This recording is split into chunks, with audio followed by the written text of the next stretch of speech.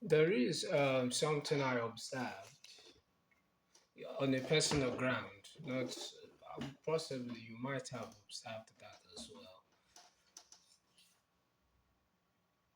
That I don't know. Are we cursed in Africa? Generally speaking, are we cursed in Africa? I came to think of it that there are PhD holders and there are PhD certificate holders. Much like when you speak about left wing parties or left wing ideology and right wing ideology. So the same thing happens when you come to academics. We have PhD holders and we have PhD certificate holders. They are all PhDs, but they are not all PhDs. What do I mean? One set is in Africa. One of these are in Africa, while the others are in the rest of the world. Now, what we have in Africa are PhD certificate holders, and you come to ask yourself, what does PhD certificate holder mean? It simply means person holding document. PhD, person holding document. So they simply hold the certificate, and all that's all they care about. That's all that matters to them, that they hold the document. So PhD. But now when you get to the rest of the world, you understand that there are PhD holders, which are philosophers. There are doctors in philosophy. Now the question becomes, what are they philosophizing? Well, before I get into that,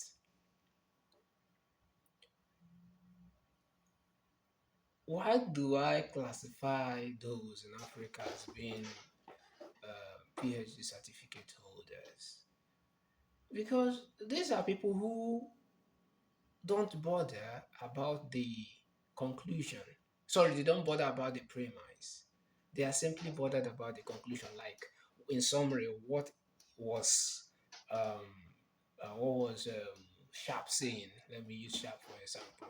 So they never bother about the premise. They never bother about the preposition. They never bother about what might have happened, what brought up the ideas, of this is this person. So they are simply interested with what, in summary, was the conclusion. Why those are the West, they are always concerned about the premise, the prepositions, and then the conclusion. So the ones at the West are reading in between lines, in between lines. Yes, I've seen uh, a book read. When we say read, read, read. In fact, the book was totally read by a PhD holder in the West.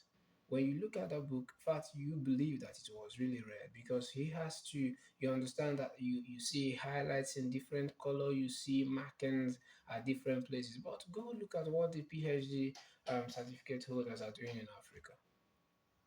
They don't read. They simply synopsize. They simply tell them, go to, if you get an article, simply read the abstract. From the abstract, jump to the conclusion and know what the recommendation is. So he doesn't ever come to think about what was the problem, what was the circumstances surrounding those problems that led to this individual coming up with this very idea. In fact, if you count the number of PhD holders, certificate holders, sorry, not PhD holders, PhD certificate holders in Africa, and you count the number of problems that we have in Africa, the number of certificates is more than the number of problems. And what does that stand to mean?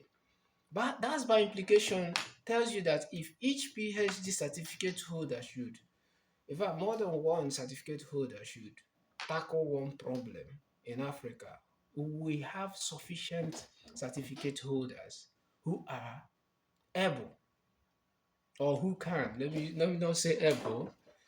I don't know which one should be, but who will at least attempt to solve African problems. We have got sufficient. We have a lot of them um, bargaining. Not even every 3 years now. You have some of them who use the monetary aspect of it to fasten the programs. They tell you it's not just about having coming in here for research. That you must have the willpower. Your need for your need for the degree must have that financial backing. So as you've known what you are here to do, you also should have the financial backup.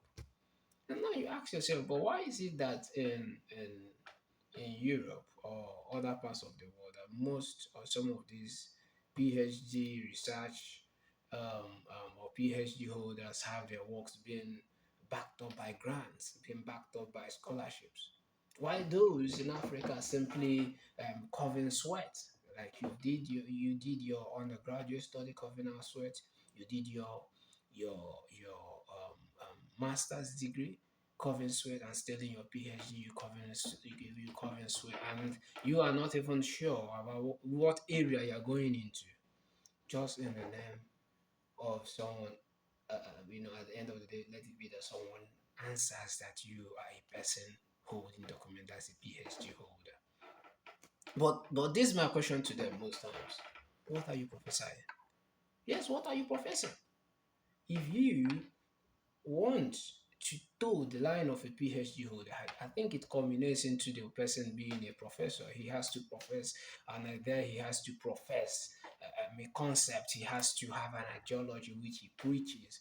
Because when you say, "Oh, I'm a PhD holder," I think it basically comes to tell people that you have an idea with respect to something, that you have a love for wisdom to an aspect, and that this is what you are professing, this is what you are saying with respect to this idea. So, what are they professing? You ask them, and it's just like they tell you it's all about getting to know how ideas are, what ideas have been proposed, what ideas have been antagonized, and then you are betting. That's not PhD. That's the work of a master student. That's why they call it masters. He has to be a master. He has to master thought. He has to master idea. He has to master concepts, which has been proposed. But once you are at the level of philosophizing, philosophize, at this point you are thinking out. So why is it that when we get to Africa, nothing is being thought out? No, we need to persevere, ask ourselves such question. And most times it's so painful that when you ask them that question, what do they come up with? They tell you, we don't have the facility. Like, what's the definition of the word facility? What do you mean by facility? I don't have the facility. But okay, let me ask them. I do ask them. Uh, but we have things like sorting, sexual harassment going on in the universities.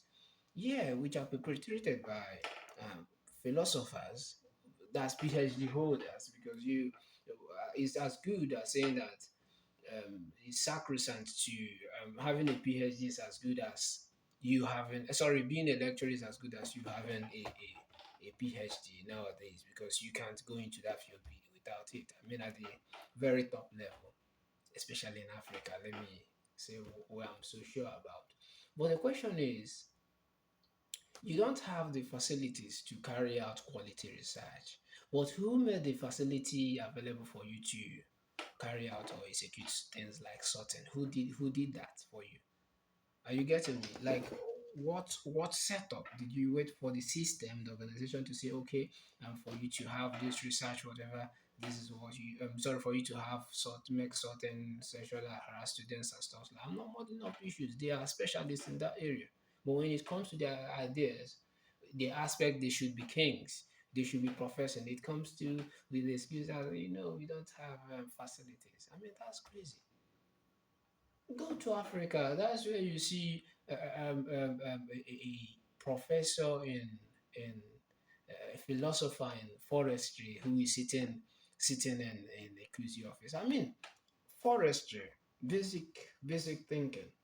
He should be in the forest. Yes, he should be in the forest. Commune with nature. In fact, when he is in the forest, it gives him that atmosphere, that environment that enables him think. You've got in the past, you read about great philosophers, great thinkers who have to keep themselves in seclusion. Why? Because they need that moment to think. You don't think under chaos. You don't think under business environment because there is much hate.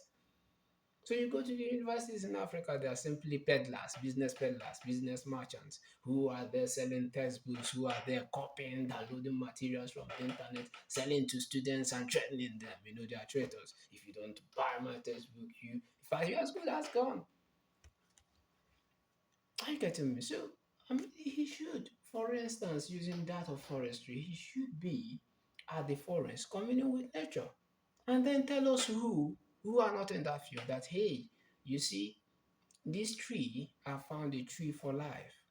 Yeah, and we say, oh, wow, great, that's good because he is there. He can't find the tree of life when he's in the office, in the QC office, taking what's it called, making good use of what other people invented. Probably those who were not even philosophers. He's in the office, he's having good airs come to his head, he's having a TV. All those things were invented by someone who is a thinker. So I think he should not be there seated. He should be way off in the forest thinking. I used to remember when I did I didn't finish up that program because I had to location when I was doing my PhD. I'm in the university then. So I think that very day we were talking about the class was more about the Jacobian matrices, determinants. In Africa, PhD most times is more like revisiting, piling up of knowledge or revisiting what you've done in your undergraduate and what you've done in your master's. So you're going back again, just like having thought, because the people who which those classes are not even interested in coming up with ideas. I mean, this should be done off with at the level of your masters. You should have, kind of gotten thoughts, gotten hold, gotten grasp, being at one with those concepts. So, but like it happens to be aware of a class teaching, but I want to make a point with this story. So the professor, in quote, because I don't care who is a professor and who is not. As far as I'm concerned, there are people in the streets, they've got no masters, they've got no so-called PhD certificate in quotes. They are philosophers, they are thinkers, and they are the ones who should be, or whom, whichever way, whichever English that goes there, who should be given these certificates, who should be the holders of ideas, the holders, the thinkers of ideas, and not everybody who must have reached that in the university. I'm not quite concerned about what's happening in the West. I'm so concerned about what's happening in Africa. I have a point to make. I have something to say. So now he was talking about the Jacobian matrix and determinants. And in my class, I happen to be someone who, when things start getting right, tell you just like kind of ask one or two crazy questions so that the lecturer could get scared and leave the class. So I was like, Prof, how did you get that two over there? I was waiting for his response. It was like, he's two, he's two. Is he not two? Oh, he's two now. Yeah, he's two. That's not the question. You've been copying a whole mathematics class or financial management class because that should be an application of finance. But we had to go through some matrices. If you do more of finance, we tend to go into derivative calculations, matrices, and stuff like calculus, and stuff like that. You've been copying that on the board for over 30 minutes, and now you've got a question. How did you get the two there? And it's like, it's two. Is it not two? Yes, it's two. Yeah, I know it's two. But what about the two? How did the two come by? End of class. Are you getting it? That was the end of the class. Now I had a friend too. He was in mechanic. He was studying mechanical engineering, and now he's got a professor who comes each day in class and draws a compressor on the board for them. A compressor. Meanwhile, his vehicle has a compressor that developed fault or that is damaged. So why don't you go losing that compressor, bring it to the class, let the students see what a compressor is, and will save us the strength of looking at the bodies there. You are drawing, labeling, giving figures. At that level, it doesn't make any sense. What was the summary? He doesn't know it. He doesn't know it. He is a PhD holder. He tells you, do you know the amount of papers I've published online? It's not about the amount of papers you've published online. Because anybody could do that. I could go up, yeah, I've got papers online. Anybody could go up online, set of papers. Or even if you don't even participate, you could kind of, contribute funds.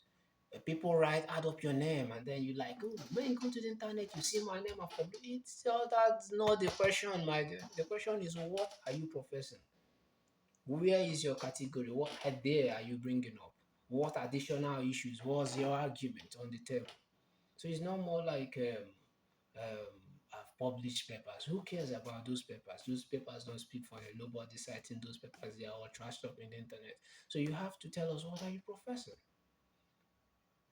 Now, after all this consideration, I thought of it. I came to a simple conclusion that the Africans don't do PhD because it's going to solve a problem for them. No. In fact, they never did a PhD because they intend to solve a problem for their continent. No. They only do the motive conclusion for doing a PhD in Africa is for you to have it read out on the day of your funeral. So, oh, he has a BSc in finance, Obafemi Awolowo University, Nigeria. He has a master's degree in risk management from Ghana University, Accra, and he went forward to do financial engineering in his PhD. The kind of quote is so high, PhD in let's say South African University. Just like really, but you never hear them coming to tell you like this man was the person who came up with this idea.